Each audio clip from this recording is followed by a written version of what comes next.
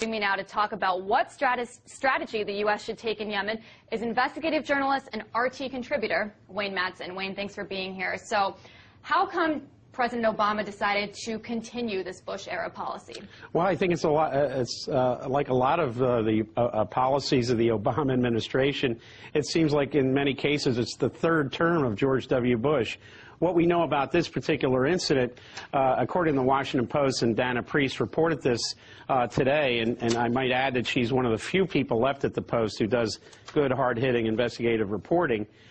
She reported that there are U.S.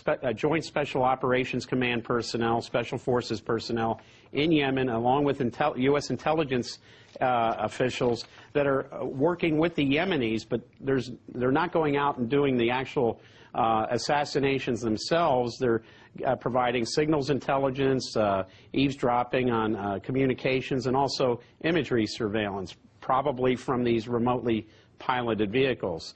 But we do also know from the Washington Post report that one of the individuals they targeted for assassination was a U.S. citizen named Anwar al-Awlaki. What happens if they get the name spelled wrong like they did with Abdul Muttalib from Nigeria? Could they possibly kill the wrong person, the wrong American citizen even? And who is the president? A lot of people are asking, who is the president to authorize the assassination of U.S. citizens in other countries? After all, he's not the judge, jury, and executioner. He's commander-in-chief and president. Well, that's exactly what I was about to ask you. I mean, is it legal to go around murdering U.S. citizens in other countries? Well, certainly this happened with a Predator attack on a U.S. citizen in Yemen following the 9/11 attacks, and President Bush did authorize that. But we also know that the firm Blackwater Z has been involved in some of these operations in places like Afghanistan and Pakistan, possibly other countries as well.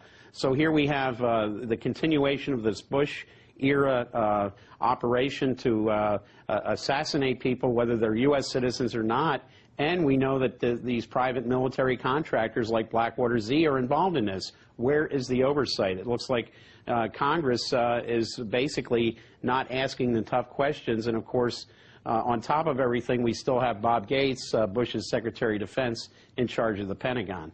And, you know, you mentioned al-Awlaki, and many unnamed officials have said that chances were missed to, quote, take him out because there was still discussions going on as to whether or not this was legal to kill a U.S. citizen abroad. Do you know anything more about that case?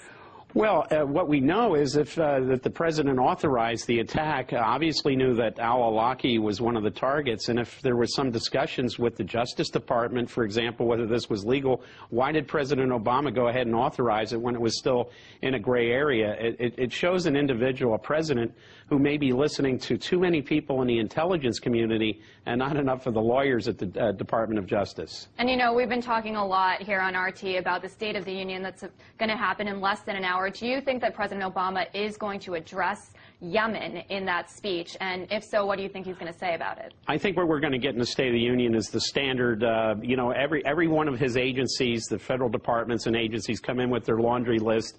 He'll be basically reading off the wish list for the CIA, for the Department of National Intelligence, and for the Department of Defense.